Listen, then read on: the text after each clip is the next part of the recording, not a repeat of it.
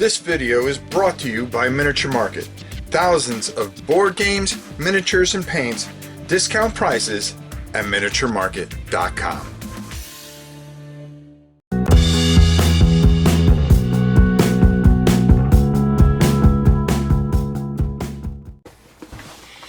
Hey everybody, welcome to War and Pieces, one of my favorite segments of all time.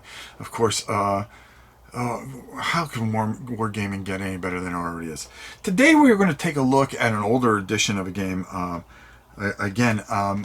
got this game donated to sell in the auctions, but I decided to do a review of it first. There is a third edition out there.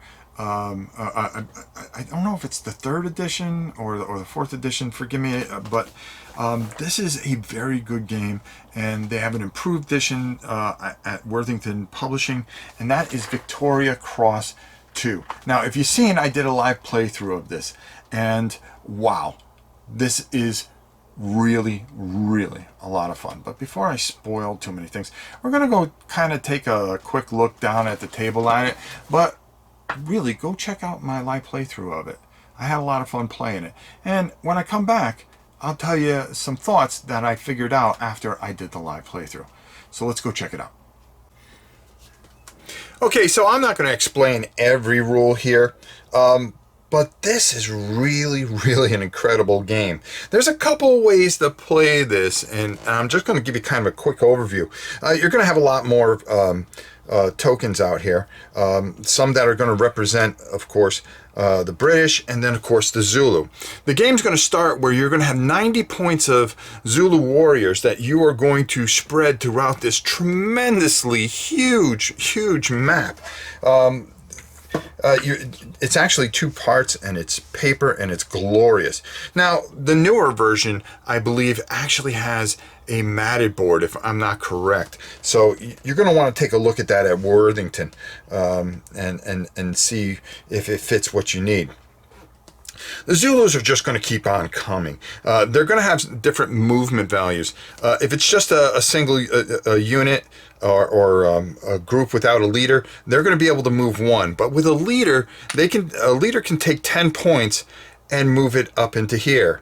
Okay, they're going to, of course, try to breach, and first of all, they're going to want to take and burn down the hospital, and they're trying to achieve 14 victory points. How are they going to get it? Well, they're going to get 6 points if they can burn this hospital to the ground. If they can get the water cart, they're going to get another 5 points. And then, of course, this area here is worth a bunch of points. So they're converging and just really being tough. Historically, the British were able to outlast them in this, which was really incredible. How this works, though, there's a couple of ways to do it, and it's really interesting. You're going to add up your points. So actually, this would be 4, and you would roll dice. Now, if the Zulus are here, you would get a bonus for this particular area. So they would hit on a 3, 4, 5, or 6. So more than likely, you're going to get a few hits here, and then you're going to take away whatever you hit. So say you hit for 3, well, you're going to take away 3 points, and that is going to go off to the side. That's going to consider Zulu losses. But the funny thing about it is the Zulu player is going to get all those points back at the beginning of the next turn, and they're going to be able to just keep on coming. You have to survive 16 turns, 8 day turns, and 9 turns. Good luck. What happens when you lose the British here? Once they're dead, they're gone forever. But if they get reduced and you're able to move over to the hospital here, you can heal. There are different ranges that you can fire from, and the British can fire up to 3 ranges. And underneath here, under each zone, will tell you which range that you can hit and what area you can hit. So it really helps in your strategy to know this. The other thing is there's victory points for these wounded people, and they can only move with an escort. So you have to be smart to get everybody out of the hospital and keep them converged, because your wounded are also victory points for the Zulu.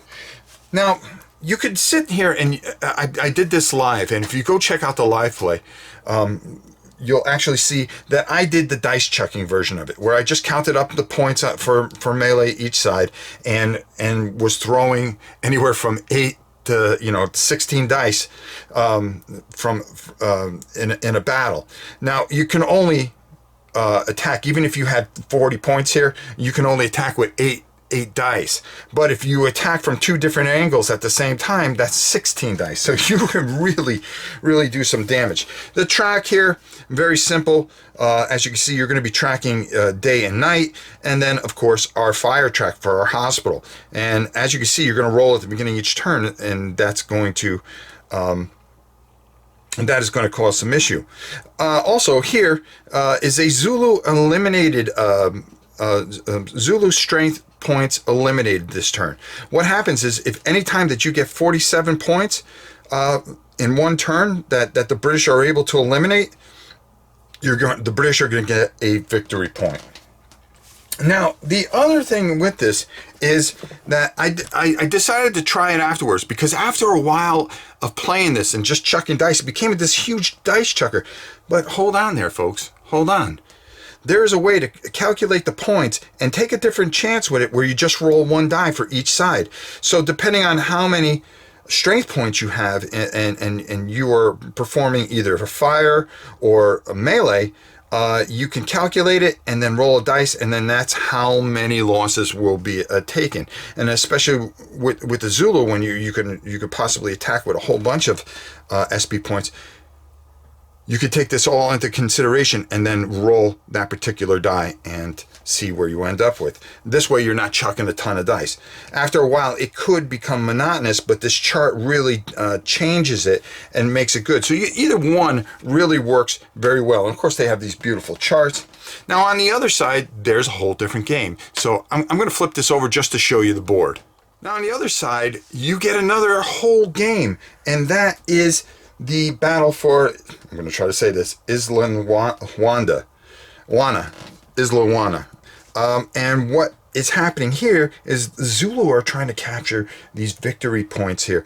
And of course, this was a slaughter where the Zulu just came over and just completely overrun and won this battle with ease. So now you are trying to survive the best you can, and again, everything's broken up into zones. Beautiful, perfect map to play this on. I've heard people complain, oh well, the maps are uninspiring. I'm sorry, this game is very thematic, and you really don't worry about the maps being overproduced or anything like that. I think the game stands onto itself. But you know something? To really get my final thoughts, let's go up top and get on out of here, and I'll give you my final thoughts on Victoria Cross 2. This is fantastic. Now, I was lucky enough to be able to play this edition, but I definitely want to get my hands on the newest edition of it. You could go to Worthington Publishing at their website. They have it available right now that you could pick up that bad boy. I'm telling you, the 2 games in 1 is just fantastic. The whole experience is fantastic. The thing that I learned during the live play, I probably should have used the chart to save myself some time. By just continually dice chucking, you could feel that it wasn't good stream wise, but I enjoy throwing dice, and there were a couple times I had some really horrible throws for the Zulu, but the Zulu, the way they just keep coming and coming, you get a second chance, there's no doubt about it. It's just, can you get there and squeeze them in enough by the 16th turn? And the other thing is even though you have all the advantages as the British, you start misfiring, you start making mistakes, you move the wrong group the wrong way, they can get on you very quickly, and you can find yourself in a really bad predicament, because when you start losing units, they don't come back. This is a fantastic experience, and I can tell you Rourke's Drift part of it is just unbelievable. Now I still have to play the second half of it. I started dabbling in it a little bit. It's very, very good, but I didn't play it enough to really give you a solid opinion about it. But can I tell you that even if you just played this for the Rorke's Drift, it is fantastic. This playing the Rorke's Drift makes me want to go get this edition, bring it in, and play both, and play it numerous times live for you guys. I really, this is a home run from Worthington Games, and I really like everything they do anyway, so just a great company.